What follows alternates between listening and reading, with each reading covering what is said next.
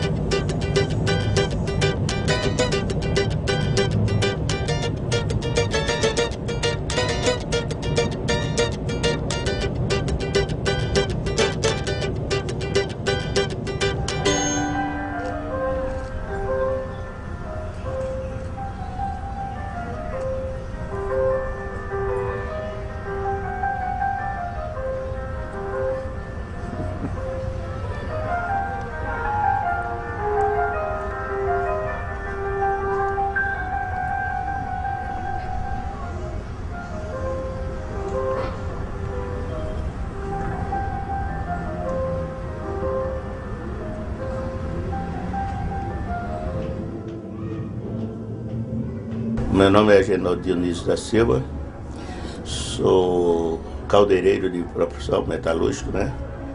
E exerço a função de presidente da Federação de Mutuários do Estado de São Paulo. Cheguei aqui em agosto de 1981. E quando nós chegamos aqui, isso aqui era isso era um caos total, entendeu? Imagine vocês a questão do transporte, aqui tem 65 mil pessoas morando aqui. E não tinha linha de ônibus, só, na época existia só o trem que vinha de Mogi das Cruzes. Aí, imagina você pegar o trem aqui com essa quantidade de pessoas que chegaram de uma vez aqui, entendeu? Eu até brinco que os conjuntos habitacionais têm uma diferença dos bairros. Os bairros nascem e crescem. O conjunto habitacional já nasce crescido, já nasce grande. Entendeu? As pessoas não se conhecem, as pessoas chegam e dentro de cada um para o seu... A gente nem chamava isso aqui de moradia, de habitação, a gente chamava de abrigo, né? Cada um se abrigava na sua portinha e saía de manhã para ir trabalhar e à noite para dormir. Então, essa Coab aqui foi uma dos primeiros conjuntos habitacionais construídos aqui na Zona Leste. É um dos maiores conjuntos. Eles fizeram um planejamento, assim, na época tinha a previsão de uns 12 mil apartamentos aqui, né? O conjunto habitacional é uma tipologia moderna, da arquitetura moderna por excelência, que se inaugura nas primeiras décadas do século XX, depois da Primeira Guerra, pressionado por uma necessidade de reconstrução das cidades bombardeadas e cidades que cresciam muito rápido com a migração. No Brasil, essa utopia moderna vem atrasada e encontra um contexto social completamente diferente. Ela é, na verdade, a resposta a uma demanda muito urgente de crescimento, de explosão urbana muito forte em São Paulo, nos anos 70 principalmente, e coincide com o contexto histórico em que o governo é militar, sem tanto enfoque naquela utopia coletiva que estava na origem do projeto moderno.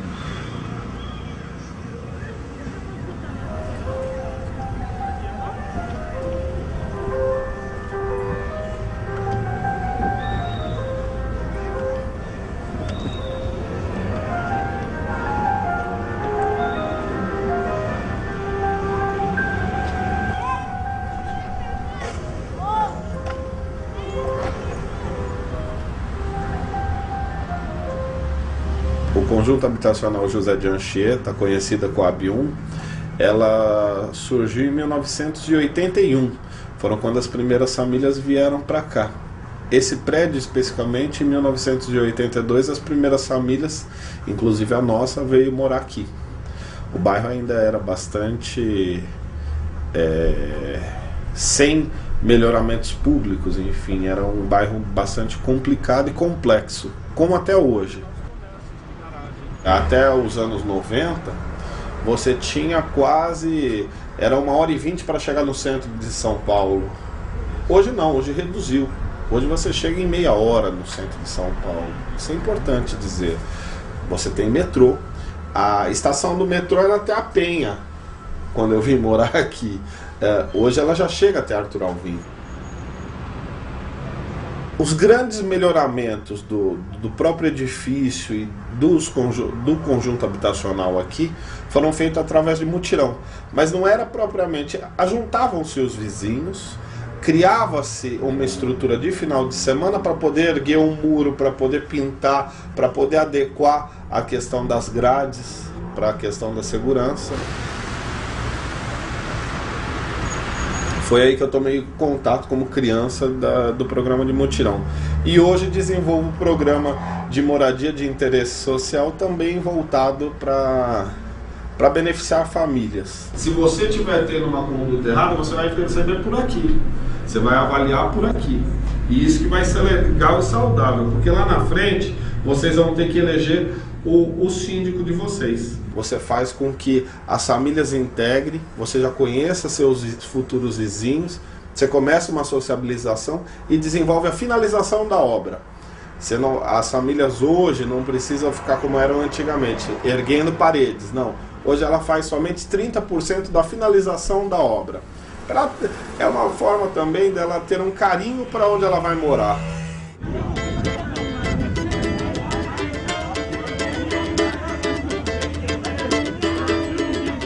Quando eu mudei para cá, não havia a separação entre os prédios, né? E até se pensavam em juntar 5 prédios e fazer tipo um condomínio fechado ali. Mas a ideia, a individualidade do povo às vezes fala mais alto, né? Então, aos poucos foram criando as separações, os muros entre os prédios. E ao criarem os muros, vem a questão de espaço para garagem também, né? Cada um, o que tinha condição de levantar uma garagem, erguiam a sua garagem para pôr o seu carro com mais conforto. Essas garagens, muitas vezes, passavam pouco tempo como garagem, mas por terem saída para a avenida, muitas dessas garagens se transformaram nos comércios alternativos, né? Que hoje são fundamentais para o próprio funcionamento do bairro.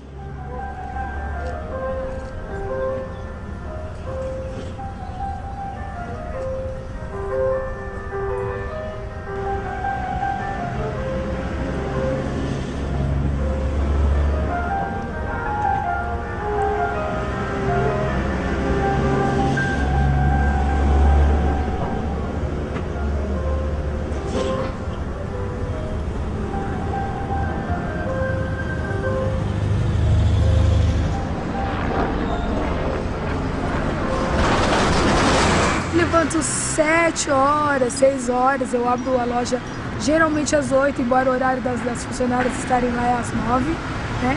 E já vou atendendo. Geralmente eu chego, faço minha oração de manhã, limpo a loja toda, ouço um pouco de louvor e daí por diante vou aguardando o cliente, atendendo o telefone. Então é um dia bastante corrido. Cabeleireiro não é só confidente não, ele é psicólogo, ele de vez em quando tem que ser adivinho e muitas outras coisas mais, né? Tem vezes que você não quer dar uma opinião, mas a pessoa conta a vida dela inteira. Imagina, que está 12 horas sentado na cadeira, pode estar indo a primeira vez, ela conta a vida inteira dela ali. E ela fala da sogra, ela fala do marido, ela fala do problema com o filho, e tem aquelas que querem mostrar que não tem problema nenhum, que é tudo maravilhoso, e ficam mudas o tempo inteiro, né? E tem aquelas senhorinhas que nem é sua cliente, mas ela chega no seu salão para falar do bairro inteiro, né? Ai, você sabe o que aconteceu no comércio de fulano? Ai, você sabe o que aconteceu na casa de ciclano?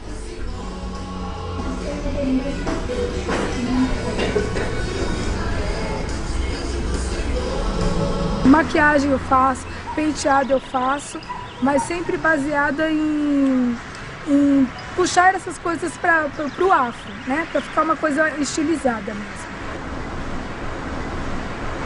Quando eu cheguei aqui, realmente me chamou muita atenção essa coisa de cor, né, dos prédios e ser muito parecidos, né? E aqui você vê tudo quadradinho, igualzinho, mas a diferença é a cor, né? Tem o cara que é chocante na cor e tem aquele que é mais apagadinho. A pedreira de Itaquera, ela é um marco muito decisivo para a região e principalmente para o bairro. Primeiro porque o próprio nome está vinculado a ela, Itaquera, pedra adormecida. E aqui tinha um núcleo afrodescendente muito forte, o pessoal de Santa Cecília, da região central, praticamente que foram os primeiros compradores desse loteamento. Por quê? Eles trabalhavam na pedreira e precisavam morar próximos.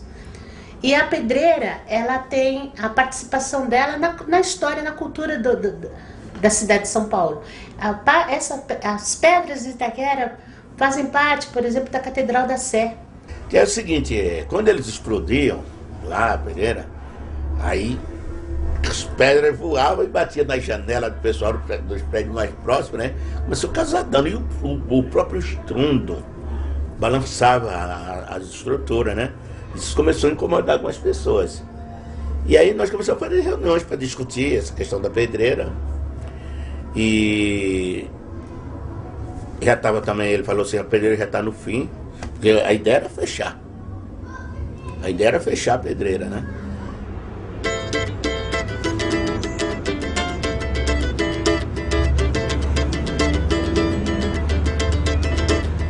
A chegada do trem, ela ocorreu em 1875, a inauguração da estação Itaquera. Na época, já havia necessidade, ela já tinha uma produção agrícola, era já um cinturão verde, já fazia parte do cinturão verde do município, e havia necessidade de escoar a mercadoria. E como ela estava muito distante do centro do mercado, a estação foi a aproximação maior. Então, era logo pela madrugada, as pessoas aguardavam o trem para escoar toda a mercadoria para o mercado municipal central.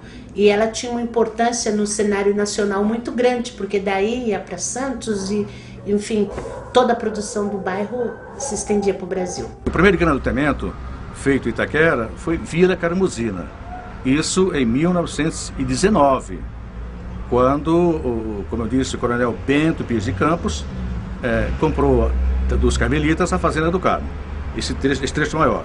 E ele tinha como ideia não só esse loteamento urbano, como também um loteamento agrícola, que é a antiga ou atual colônia, hoje chama-se colônia japonesa. Mas com a ocupação da região urbana em volta da estação, foram sendo criados outros loteamentos. A partir de 1900, a Itaquera já entrou numa segunda fase, onde as famílias mais abastadas do município de São Paulo tinham aqui o seu espaço para o veraneio, para o fim de semana, e aqui, pela condição climática, Itaquera era uma referência muito grande. E aí se criou uma comunidade à parte, onde surgiram as igrejas, a primeira inauguração da igreja, onde começou os castelinhos chamados daqui da região, e a terceira fase que foi decidida a partir de 80, quando foram inaugurados Coabs. Começou a grande busca, a referência da moradia de baixa renda. Hoje os maiores conjuntos habitacionais estão aqui na Zona Leste. E era o único lugar que tinha para crescer, né?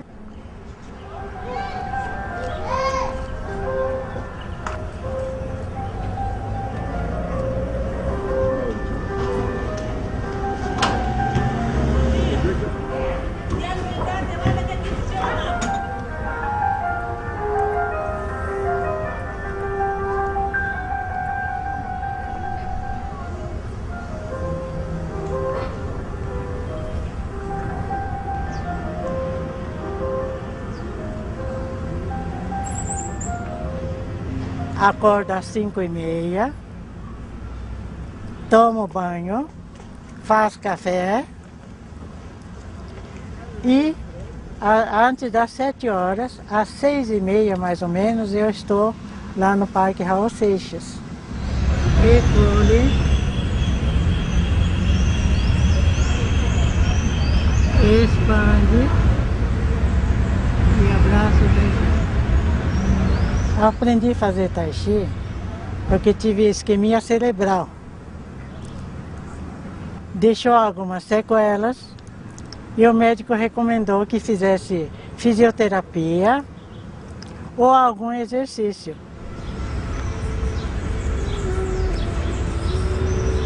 Por esse motivo, eu achei que todo mundo que mora na Coab 2 também poderia ter algum problema dessa natureza e comecei a ensinar Tai Chi Pai Lin, que como fez tanto bem para mim, poderia fazer para todos. Os alunos vão melhorando, tendinite, enxaqueca, insônia, tudo isso vai sumindo. Sumindo porque todo mundo fica alegre e ficam felizes. Que também faço prática de risoterapia. Vou começar. Vamos rir.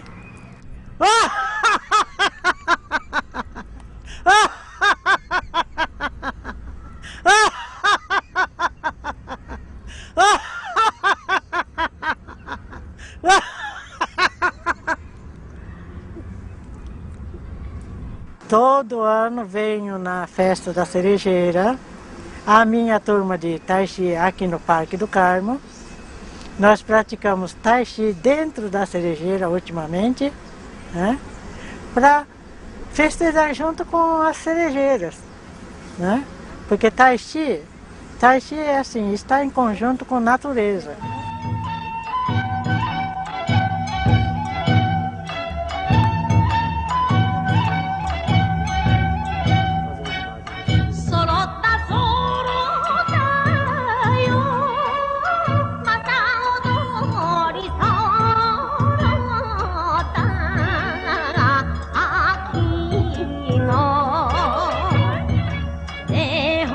A alimentação japonesa é fortemente ligada a coisas extraídas da terra, né? Plantas, né? Mais do que animais. Quem fez o loteamento em Itaquera já imaginou que os japoneses poderiam ser úteis trabalhando na terra, uma coisa assim, não em café, né? Em cana-de-açúcar, essas coisas, mas em coisas mais miúdas, como verduras, hortaliças, coisa que não fazia parte da alimentação do paulista, né, do brasileiro, não porque eles não gostassem, mas porque não havia quem produzisse. Então aqui houve experiência com tomate, morango, né, até que Itaquera se firmou como produtora de pêssego, né? Daí o nome da estrada do pêssego, né? Avenida Jacu Pêssego hoje.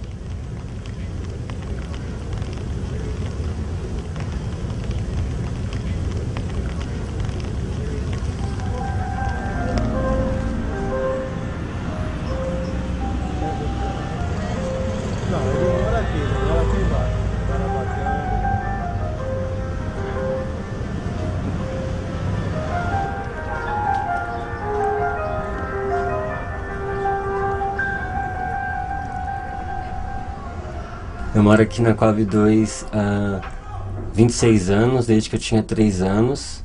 No ano passado eu trabalhava no telemarketing, né, e saí para poder viajar com a banda. Então, a partir disso eu voltei pensando em comprar uma Kombi para a gente fazer o transporte da banda e as viagens também da banda, que são bem interessantes. Nós fazemos o reggae voltado na vivência Rastafari. Rastafari é a pessoa que está tentando caminhar na terra, sobreviver sobre todas as tentações, né, que o mundo babilônico, que é o sistema todo, que nos faz consumir cada vez mais, nos faz desejar cada vez mais as coisas. E aí, Rafa? Tá indo onde? Tô indo ali entregar os sonhos. Tá bom. Da minha mãe. E aí, beleza? Tudo bom? Beleza? E agora eu tô trabalhando na campanha política.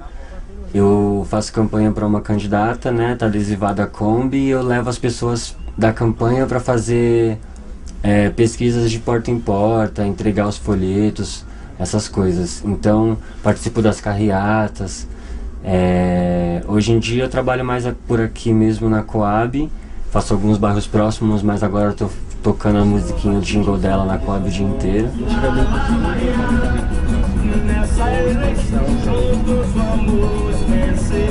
A banda chama-se Ganjajá. Somos uma banda aqui que surgiu na Coab 2 com o intuito de levar a palavra de Jah Rastafari para os irmãos, conforme a gente foi aprendendo na nossa vivência diária. O ensaio é na garagem da casa do Edgar. A garagem em si, né? Vira comércio e virou estúdio, nosso estúdio.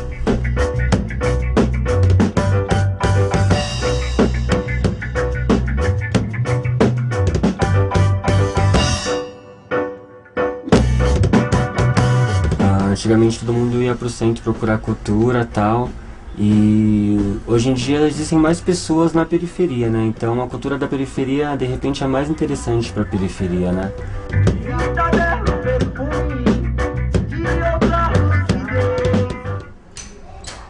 As pessoas vão trabalhar mais longe, dependendo da profissão que elas têm.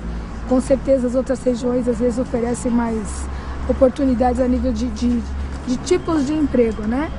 Agora, do restante você tem tudo para ficar dentro do bairro, trabalhar no bairro e desenvolver um bom trabalho aqui. Ah, mudou bastante. Mudou bastante, porque no conjunto José Bonifácio, quando eu cheguei, os prédios eram mais ou menos feios. Agora, parece que todo mundo resolveu pintar os prédios. Os prédios ficaram bonitos. Os moradores também, parece que mudou a cabeça. Já não sente aquela coisa de estar morando, como diz, Coab. Eu espero que num futuro bem próximo as pessoas possam morar e realmente trabalhar e ter a sua vida dedicada mais à questão regional. Isso não existe.